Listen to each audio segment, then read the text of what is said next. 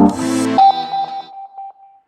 everyone, welcome back to the channel. Hopefully you're enjoying all the content we're pushing out there at the minute.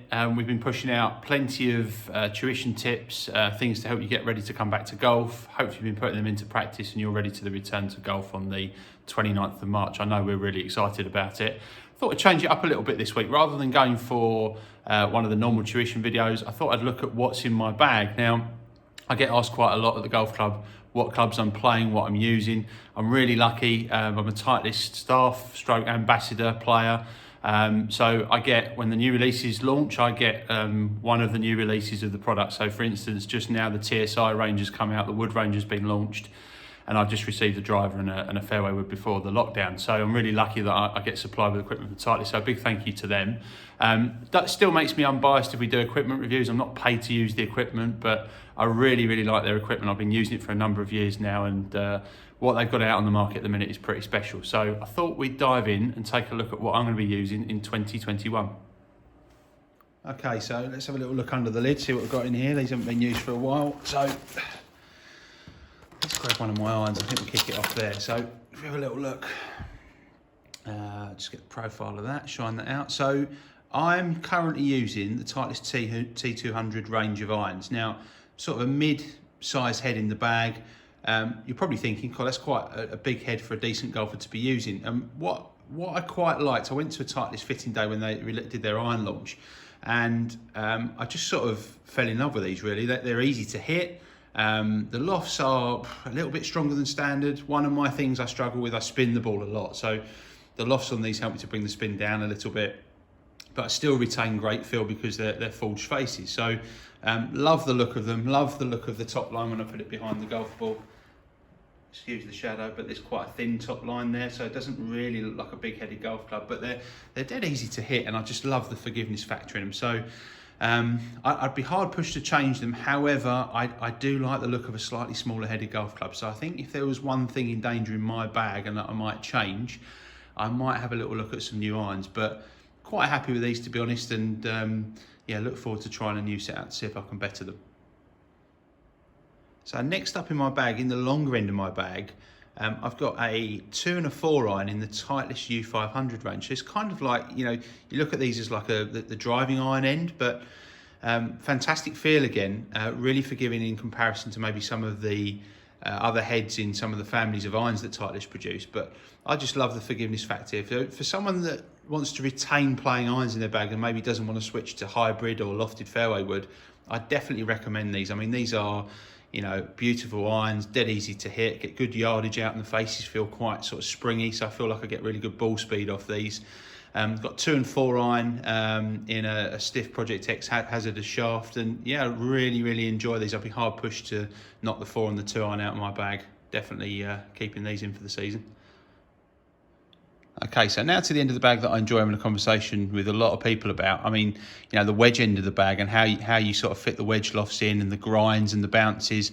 Again, I was fitted for these. I tried a few different styles of the SM8 Vokey wedge range. You can see there they look filthy dirty, but actually that's the raw rusty finish that I've gone for there. I used to love playing the rusty look of wedge when I was a junior golfer, so I went for these, and they don't look great when you're looking at them now on the camera, but I love the fact that they're a little bit anti-glare when the sun shines down on them. They feel like they give me a little bit more spin. I'm not sure how much they do, but I just love the look of them primarily. So that's the reason I went for that look. I've got a bit of detailing over the faces there as well.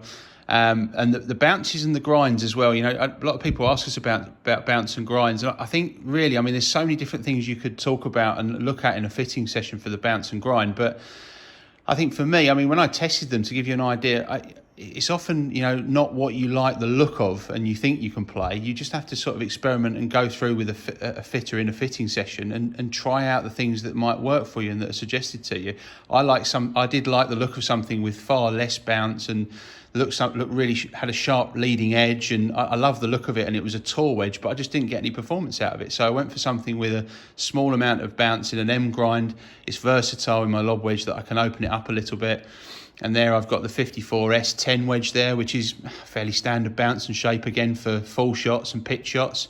And then I've got a 48 as my pitching wedge stroke gap wedge there. So those two are pretty standard, but the lob wedge I played about a bit with. So yeah, my advice there on that would be, don't just go in and pick out what you think you like the look of and you think might work for you. Go and get the recommendation of a fitter, go and have a fitting session and get fit with the right bounce and the right loft so you get the right gapping and right performance. Okay, now for the bit of the bag that I'm quite excited about. Titleist have produced and released a driver now that, you know, for a number of years, I think they've been treading a little bit of water with their driver range. They've, you know, had some good releases, but they've struck upon something here with the TSI 3. This has just superseded the TS range.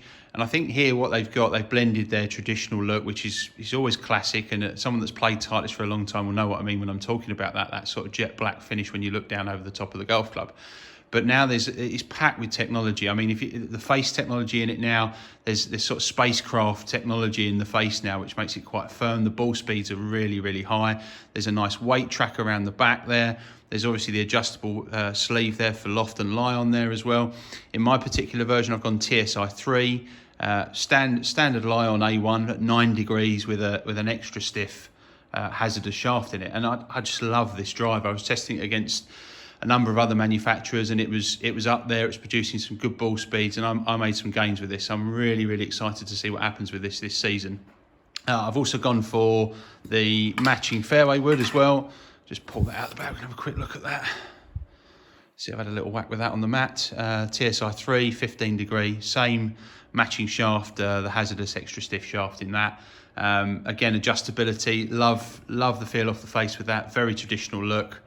You know, Titleist haven't changed that look for a while, that very traditional black top line there. So I'm really, really excited to use those this season, and yeah, can't wait to get cracking really. Oh, and the head covers aren't too bad either. If you like your head covers, they're fantastic. Really lovely. Done a good job with those, Titleist. So let's have a look at putters. Now, you see two putters on the floor there. I don't change my putter that often, nor do I carry two putters. So one on the right-hand side is my, I'm going to say, old putter now. So just flip it around so we can have a quick look at it. So being Titleist is a Scotty Cameron putter. It's the fastback model or style, and if I flip it round, it's like a mini mallet range. See the face there, but it paint filled blue as well. Quite a neat look. And I just like that mini mallet look, short neck as well. And I found that's worked for me over a number of years. Now in the Special Select range, which has been released, just dive back over here. This is the new one that I'll be popping in this season. So you can see there, again, it's a fastback, and it's from the Special Select range. Lovely soft feel off that face. Classic look at the back of the putter there as well. So what I found with this was when I started trying the putters out, I started to feel, if we have a look down at the profile of both of them, I'll go and grab both of them so we can have a look. So you can see there's a little bit of difference in the size of the mallet. My older one on the right hand side is slightly smaller profile, but yeah, I still like the look of the new one. It's not too dissimilar in shape. What I found with them, that I went for something slightly longer with a new putter with a Special Select. So with this one here, I've actually gone in a 35-inch length. Now, not because I'm taller. I've just found when I tried it on a fitting day, I tried some shorter putters. I tried a 34, which is what I've currently been using. I went to 35 and all of a sudden found that the tempo and rhythm of my stroke felt a little bit better. So might be something to look out for when you're going for a putter fitting or trying some putters out. Does length affect your tempo a little bit? I certainly found when I was in a shorter putter that I had to feel like I was wrapping the ball, hitting the ball a little bit harder. So I've gone 35 and it seems to improve my distance control, my tempo and my stroke. So yeah, something I'd look out for there, but very happy with this new Special Select. Okay, so last up, golf ball, it has to be Titleist Pro V1. Most used ball on the planet. Titleist take the ball share week in, week out on the tour. And I've been playing Pro V for quite a while now, and I just love the feel of it. I like the feel of chipping and putting with it. It gives me great length off the tee.